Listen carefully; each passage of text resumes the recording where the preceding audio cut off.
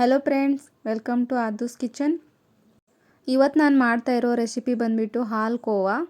ಈ ಸ್ವೀಟ್ನ ನೀವೆಲ್ಲರೂ ಕೂಡ ಚಿಕ್ಕವರಿದ್ದಾಗ ತಿಂದಿರ್ತೀರಾ.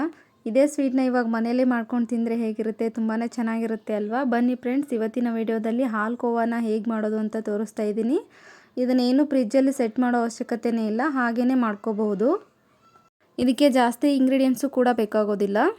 ಹಾಗಿದ್ರೆ ಬನ್ನಿ ಹೇಗೆ ಮಾಡೋದು ಅಂತ ನೋಡೋಣ. ನಾನಿಲ್ಲಿ ಮೊದಲಿಗೆ 1 ಕಪ್ ಗೋಧಿ ಹಿಟ್ಟು, 1 ಕಪ್ ಮೈದಾ ಹಿಟ್ಟನ್ನ ಮಿಕ್ಸ್ ಮಾಡಿ ಜರಡಿ ಮಾಡಿ ಇಟ್ಕೊಂಡಿದ್ದೀನಿ. 1 ಕಪ್ ತುಪ್ಪ ತೊಗೊಂಡಿದ್ದೀನಿ. ಅದೇ ಮೆಜರ್ಮೆಂಟಲ್ಲಿ 1 ಕಪ್ ಸಕ್ಕರೆನ ಪೌಡ್ರ್ ಮಾಡಿ ಇಟ್ಕೊಂಡಿದ್ದೀನಿ. ಮೊದಲಿಗೆ ಒಂದು ಬಾಣಲಿಗೆ ನಾನು 1 ಕಪ್ ಆಗೋಷ್ಟು ತುಪ್ಪನ ಹಾಕೋತಾ ಇದ್ದೀನಿ. 1-2 ಸ್ಪೂನ್ ಆಗೋಷ್ಟು ಉಳಿಸ್ಕೊಂಡಿದ್ದೀನಿ ಅಷ್ಟೇ. ಇವಾಗ ಇಲ್ಲಿ ತುಪ್ಪ ಬಿಸಿಯಾಗಿದೆ. ಇದಕ್ಕೆ 1 ಕಪ್ ಆಗೋಷ್ಟು ಮೈದಾ ಹಿಟ್ಟು ಹಾಗೆ 1 ಕಪ್ ಆಗೋಷ್ಟು ಗೋಧಿ ಹಿಟ್ಟನ್ನ ಹಾಕೋತಾ ಇದ್ದೀನಿ. ಬರೀ ಮೈದಾದಲ್ಲೂ ಕೂಡ ಮಾಡ್ತಾರೆ. ನಾನಿಲ್ಲಿ ಎರಡೂ ಮಿಕ್ಸ್ ಮಾಡ್ಕೊಂಡು ಜರಡಿ ಹಿಡ್ಕೊಂಡು ತೊಗೊಂಡಿದ್ದೀನಿ. ಬರೀ ಗೋಧಿ ಹಿಟ್ಟಲ್ಲೂ ಕೂಡ ಮಾಡ್ಬೋದು. ನಾನಿಲ್ಲಿ ಬರೀ ಮೈದಾದಲ್ಲಿ ಮಾಡೋದು ಬೇಡ ಅಂದ್ಬಿಟ್ಟು 1 ಕಪ್ ಗೋಧಿ ಹಿಟ್ಟು 1 ಕಪ್ ಮೈದಾ ಹಿಟ್ಟನ್ನ ಬಳಸಿದ್ದೀನಿ. ಇದನ್ನು ಏನಿಲ್ಲ ಅಂದರೂ ಒಂದು 10-15 ನಿಮಿಷ ಮೀಡಿಯಮ್ ಫ್ಲೇಮಲ್ಲೇ ಇಟ್ಕೊಂಡು ಹುರ್ಕೋಬೇಕಾಗುತ್ತೆ. ಉರಿ ಜಾಸ್ತಿ ಮಾಡೋದಕ್ಕೆ ಹೋಗಬೇಡಿ, ಮೀಡಿಯಮ್ ಫ್ಲೇಮಲ್ಲಿ ಇಟ್ಕೊಂಡೇ ಮಾಡ್ಕೊಳ್ಳಿ. ಇದು ಮೀಡಿಯಮ್ ಉರಿನಲ್ಲಿ ಇಟ್ಕೊಂಡು ಹುರ್ಕೊಂಡ್ರೇ ಚೆನ್ನಾಗಾಗೋದು. ಇವಾಗ ನಾನಿದು ಒಂದು 5 ನಿಮಿಷ ಹುರ್ಕೊಂಡಿದ್ದೀನಿ. ಇಲ್ಲಿ ನೀವು ನೋಡ್ತಾ ಇರ್ಬೋದು. ಮೊದಲಿಗೆ ಹಿಟ್ಟು ತುಪ್ಪನ ಎಲ್ಲ ಅಬ್ಸರ್ವ್ ಮಾಡ್ಕೊಂಡ್ಬಿಡುತ್ತೆ. ಆಮೇಲೆ ಹುರಿತಾ ತುಪ್ಪನ ಬಿಟ್ಕೊಳ್ಳೋಕೆ ಶುರು ಮಾಡುತ್ತೆ. ಅಲ್ಲಿವರೆಗೂ ನೀವು ಫ್ರೈ ಮಾಡ್ಕೋಬೇಕಾಗುತ್ತೆ. ನೋಡಿ, ಒಂದು 10 ನಿಮಿಷ ಆಗಿದೆ. ಇನ್ನೊಂದು 5 ನಿಮಿಷವರೆಗೂ ನಾನು ಇದನ್ನ ಫ್ರೈ ಮಾಡ್ಕೊತಾ ಇದ್ದೀನಿ. ಒಂದು ಒಳ್ಳೆ ಘಮ ಬರುತ್ತೆ, ಅಲ್ಲಿವರೆಗೂ ಫ್ರೈ ಮಾಡ್ಕೊಳ್ಳಿ. ನೋಡಿ ಎಷ್ಟು ಚೆನ್ನಾಗಿ ತುಪ್ಪ ಬಿಟ್ಕೊಂಡಿದೆ. ಇವಾಗ ಇದು ನೀಟಾಗಿ ಎಲ್ಲ ಫ್ರೈ ಆಗಿದೆ. ನಿಮ್ಗೆ ಗೊತ್ತಾಗ್ತಾ ಇದೆ ನೋಡಿ ಎಷ್ಟು ಚೆನ್ನಾಗಿ ತುಪ್ಪ ಬಿಟ್ಕೊಂಡಿದೆ ಅಂತ. ಈ ಹದಕ್ಕೆ ಬಂದಮೇಲೆ ನಾನು ಸ್ಟವ್ನ ಆಫ್ ಮಾಡ್ಕೊತಾ ಇದ್ದೀನಿ. ಇವಾಗ ಇದನ್ನ ತಣ್ಣಗಾಗೋದಕ್ಕೆ ಇಡ್ತಾ ಇದ್ದೀನಿ. ಇದು ಕಂಪ್ಲೀಟ್ಲಿ ತಣ್ಣಗಾದ್ಮೇಲೆ ಸಕ್ಕರೆನ ಹಾಕೋಬೇಕು. ನೋಡಿ, ಇವಾಗ ಇದು ತಣ್ಣಗಾಗಿದೆ. ನಾನಿಲ್ಲಿ 1 ಕಪ್ ಆಗುವಷ್ಟು ಪುಡಿ ಮಾಡಿರೋ ಸಕ್ಕರೆನ ಹಾಕೋತಾ ಇದ್ದೀನಿ. ನಾನು ಒಂದೇ ಸಲ 1 ಕಪ್ ಆಗೋಷ್ಟು ಫುಲ್ ಹಾಕಿಲ್ಲ, ಸ್ವಲ್ಪ ಅರ್ಧ ಇಟ್ಕೊಂಡು ಅರ್ಧ ಮಿಕ್ಸ್ ಮಾಡ್ತಾ ಇದ್ದೀನಿ. ಚೆನ್ನಾಗಿ ಇದನ್ನ ನೀಟಾಗಿ ಮಿಕ್ಸ್ ಮಾಡ್ಕೊಳ್ಳಿ. ನಿಮ್ಗೆ ನೆನಪಿರಲಿ ಫ್ರೆಂಡ್ಸ್, ಇದು ಕಂಪ್ಲೀಟಾಗಿ ತಣ್ಣಗಾದ್ಮೇಲೆ ಸಕ್ಕರೆನ ಆ್ಯಡ್ ಮಾಡ್ಕೊಳ್ಳಿ. ಬಿಸಿ ಇದ್ದಾಗಲೇ ಆ್ಯಡ್ ಮಾಡ್ಕೊಳ್ಳೋದಕ್ಕೆ ಹೋಗಬೇಡಿ.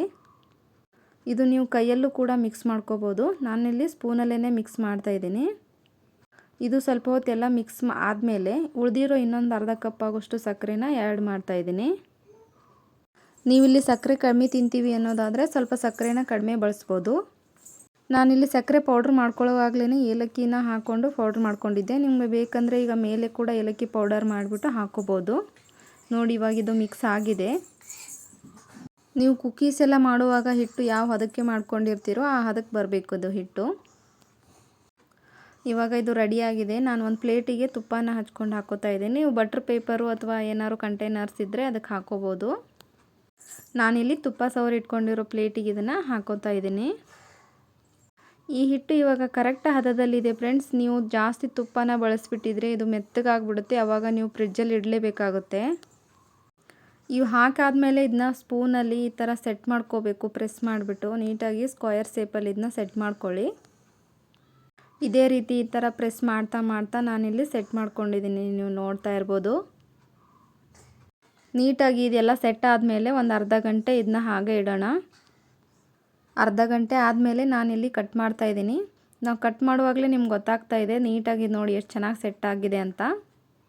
ನಿಮ್ಗೆ ಯಾವ ಶೇಪಲ್ಲಿ ಬೇಕೋ ಆ ಶೇಪಲ್ಲಿ ನೀವು ಕಟ್ ಮಾಡ್ಕೋಬಹುದು. ಹಾಲು ಕೋವಾ ಮಾಮೂಲಿ ಸ್ಕ್ವಯರ್ ಶೇಪಲ್ಲೇ ಇರುತ್ತಲ್ವ, ಹಾಗಾಗಿ ನಾನಿಲ್ಲಿ ಸ್ಕ್ವಯರ್ ಟೈಪಲ್ಲೇ ಕಟ್ ಮಾಡ್ತಾ ಇದ್ದೀನಿ. ಮಕ್ಕಳಿಗಂತೂ ತುಂಬಾ ಇಷ್ಟ ಆಗುತ್ತೆ, ಮಾಡಿಕೊಡಿ. ನಿಜವಾಗ್ಲೂ ತುಂಬಾ ಇಷ್ಟಪಟ್ಟು ತಿಂತಾರೆ. ನನಗೂ ಕೂಡ ತುಂಬಾ ಇಷ್ಟ ಈ ಸ್ವೀಟು. ನಾವೆಲ್ಲ ಚಿಕ್ಕವರಿರುವಾಗ 25 ಪೈಸೆ 50 ಪೈಸೆ ಎಲ್ಲ ಕೊಟ್ಟು ತಿಂತಿದ್ವಿ ಈ ಸ್ವೀಟ್ನ.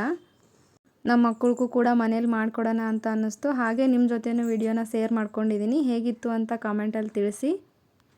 ಯಾರೆಲ್ಲ ನಮ್ಮ ಚಾನಲ್ಗೆ ಹೊಸದಾಗಿ ನೋಡ್ತಾ ಇದ್ದೀರಾ ದಯವಿಟ್ಟು ಸಬ್ಸ್ಕ್ರೈಬ್ ಮಾಡ್ಕೊಳ್ಳಿ. ಹಾಗೆ ಫ್ಯಾಮಿಲಿ ಫ್ರೆಂಡ್ಸ್ ಜೊತೆ ವಿಡಿಯೋನ ಶೇರ್ ಮಾಡಿ.